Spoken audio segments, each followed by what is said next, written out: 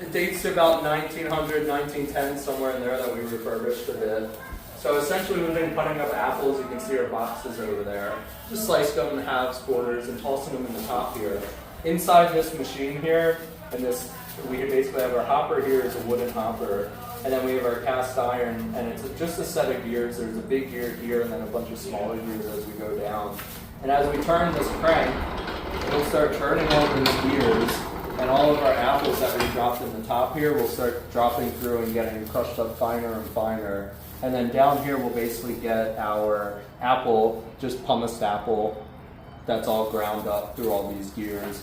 So this is a wooden, just a wooden bucket with no base on it.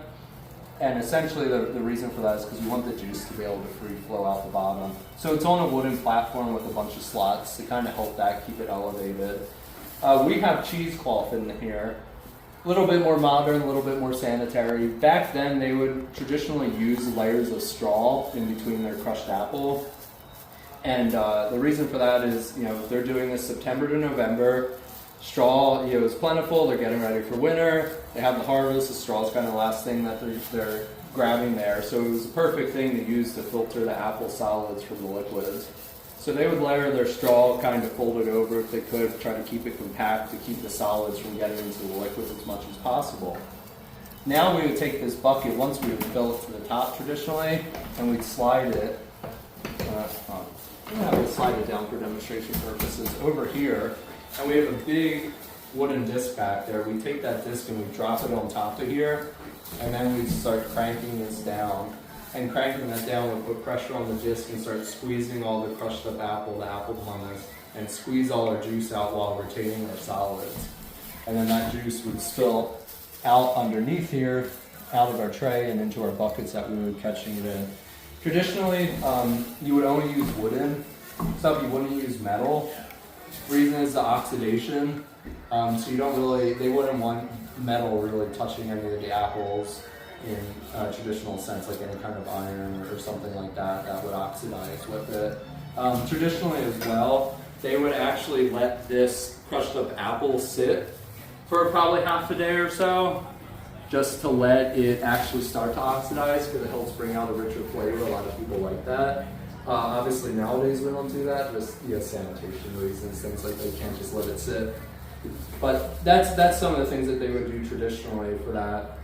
And then once you squeeze it out and you have all basically your apple juice there, you would take that, and modern times, the stuff you buy in the grocery store is you boil, pasteurize, and they bottle it, put it on the shelf. Traditionally though, they would actually take it, they barrel it at this point, and they let it ferment for about a week or two, let it ferment, and it would turn into hard cider. That hard cider's alcohol content between 4 and 8% typically. Then they would basically take that home, they'd have their barrels of apple cider, and that's what they drink all throughout the winter. They're not sure what water sources they can trust, they're moving to new areas. This is something they brought over from the old world as they've been settling along the coast, and so they know it's safe, they know about it, they know how to do it, so that's what they stick with. So they're drinking hard cider all winter long, and get you through to the spring. Then as they're drinking the hard cider throughout the winter, from opening and closing your barrels with your corks, you keep reintroducing oxygen as you're pulling off more apple cider, and eventually you go to take a drink one day at dinner and your apple cider is now vinegar. And so at that point, once you taste it in its vinegar, now it's oxidized enough that you can use it for cooking, cleaning, things like that for the rest of the year. So this is something.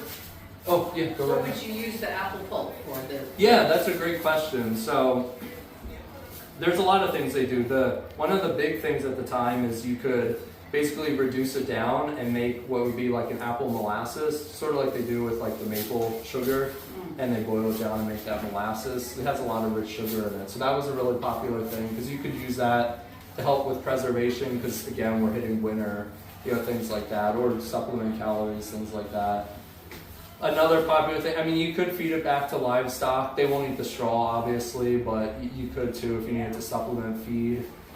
They did try to also put it in the fields and things like that to fertilize, but that brought in a lot, especially because winter is coming. a lot of wildlife, a lot of rodents that would then destroy other crops and eat the bark on the trees and things. So what they actually started doing was anything left over that they didn't use, they would actually compost in a big pile usually over the winter. And then when it was more of a fertilizer sort of thing that they could spread, like more mixed compost in the spring, then they would spread that out in the field in the spring. So they weren't